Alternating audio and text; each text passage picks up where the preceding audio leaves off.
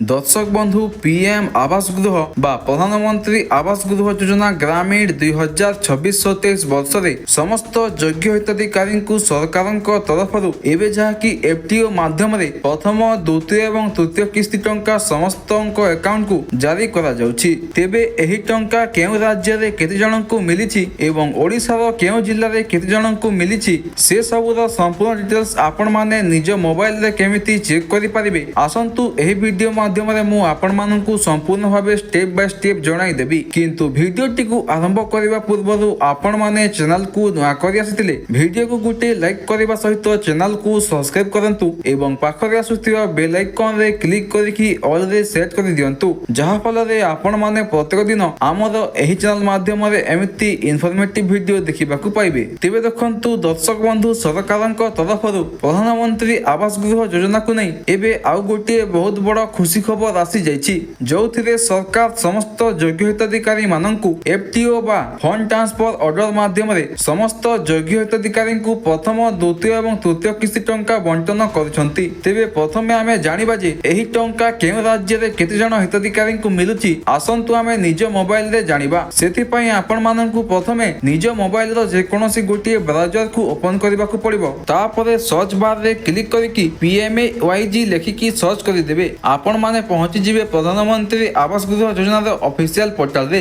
Official ପୋର୍ଟାଲକୁ ଗଲା ପରେ ଆପଣମାନେ ଏଠାରେ ଦେଖିପାରୁଥିବେ ଲେଖା ହୋଇଛି ଆବାସ ସଫ୍ଟ ବୋଲି। ଆବାସ ସଫ୍ଟ ଉପରେ କ୍ଲିକ୍ କଲା ପରେ ଆପଣମାନେ ଦେଖିପାରୁଥିବେ ଏଠାରେ ଆପଣଙ୍କୁ ତିନୋଟି ଅପସନ ଶୋ କରିବ। ପ୍ରଥମଟି ଡାଟା ଏଣ୍ଟ୍ରି, 2 ନମ୍ବରରେ ରିପୋର୍ଟ ଏବଂ 3 ନମ୍ବରରେ ଏଫ୍ଟିଓ ଟ୍ରାକିଂ। ଆପଣମାନଙ୍କୁ ରିପୋର୍ଟ ଉପରେ କ୍ଲିକ୍ କରିବାକୁ ପଡ଼ିବ।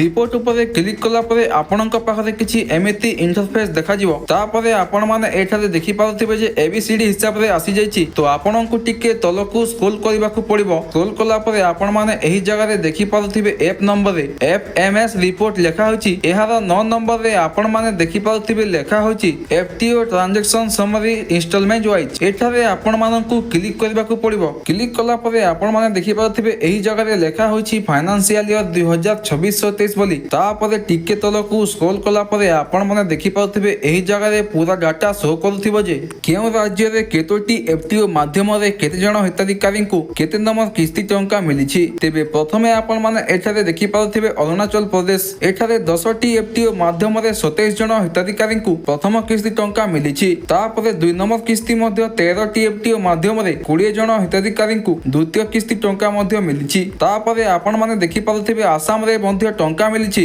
ବିହାରରେ ଦେଖନ୍ତୁ ସର୍ବାଧିକ 2840ଟି ଏଫ୍ଟିଓ ମାଧ୍ୟମରେ 23,951 ଜଣ ହିତାଧିକାରୀଙ୍କୁ ପ୍ରଥମ କିସ୍ତି ଟଙ୍କା ମିଳିଛି। ସେହିପରି ଦ୍ୱିତୀୟ କିସ୍ତି ଟଙ୍କା ମଧ୍ୟ 8,438ଟି ଏଫ୍ଟିଓ ମାଧ୍ୟମରେ 1,91,684 ଜଣ ହିତାଧିକାରୀଙ୍କୁ ଦ୍ୱିତୀୟ କିସ୍ତି ଟଙ୍କା ମଧ୍ୟ ମିଳିଛି। ସେହିପରି ଛତିଶଗଡ଼, ଗୋଆରେ ମଧ୍ୟ ଆପଣମାନେ ଦେଖିପାରୁଥିବେ ଏଠାରେ 0 ଅଛି, ତାମାନେ ଏଠାରେ କାହାରିକୁ ମଧ୍ୟ ଟଙ୍କା ମିଳିନାହିଁ। ଗୁଜରାଟରେ ଦେଖିପାରୁଥିବେ 8ଟି ଏଫ୍ଟିଓ ମାଧ୍ୟମରେ 42 ଜଣ ହିତାଧିକାରୀଙ୍କୁ ପ୍ରଥମ କିସ୍ତି ଟଙ୍କା ମିଳିଥିବା ବେଳେ 15ଟି ଏଫ୍ଟିଓ ମାଧ୍ୟମରେ 93 ଜଣ ହିତାଧିକାରୀଙ୍କୁ ଦ୍ୱିତୀୟ କିସ୍ତି ଟଙ୍କା ମଧ୍ୟ ମିଳିଛି। ସେହିପରି ହରିୟାଣା, ହିମାଚଳ ପ୍ରଦେଶ, ଜାମ୍ମୁ ଆଣ୍ଡ କାଶ୍ମୀର, ଝାରଖଣ୍ଡ, କେରଳାରେ ଏପର୍ଯ୍ୟନ୍ତ କାହାରିକୁ ଟଙ୍କାଟେ ବି ମିଳିନାହିଁ। ସେଥିପାଇଁ ଏହି ଜାଗାରେ 00 ଶୋ କରୁଛି। ତାପରେ ଆମେ ଯଦି ଦେଖିବା ମଧ୍ୟପ୍ରଦେଶରେ ମଧ୍ୟ 2487ଟି ଏଫ୍ଟିଓ ମାଧ୍ୟମରେ 90,614 ଜଣ ହିତାଧିକାରୀଙ୍କୁ ପ୍ରଥମ କିସ୍ତି ଟଙ୍କା ମିଳିଛି। ସେହିପରି ଦ୍ୱିତୀୟ କିସ୍ତି ଟଙ୍କା ମଧ୍ୟ ଆପଣମାନେ ଏଠାରେ ଦେଖିପାରୁଥିବେ ମିଳିଛି।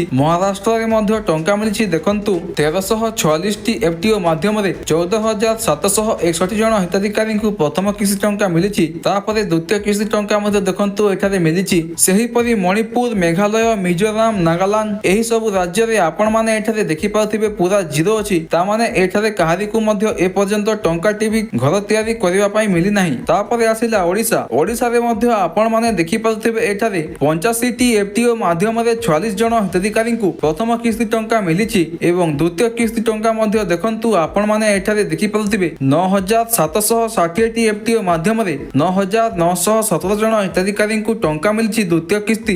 ଏମିତି ଆପଣମାନେ ଦେଖିପାରିବେ ଯେ କେଉଁ ରାଜ୍ୟରେ କେତେ ଜଣ ହିତାଧିକାରୀଙ୍କୁ ପିଏମ୍ ଆବାସର କେତେ ନମ୍ବର କିସ୍ତି ଟଙ୍କା ମିଳିଛି। ତେବେ ଏହା ଥିଲା ଆଜିର ଗୋଟିଏ ଛୋଟିଆ ଅପଡେଟ୍। ଭିଡିଓ ଭଲ ଲାଗିଲେ ଭିଡିଓକୁ ଗୋଟିଏ ଲାଇକ୍ କରିବା ସହିତ ଚ୍ୟାନେଲକୁ ସବସ୍କ୍ରାଇବ୍ କରନ୍ତୁ।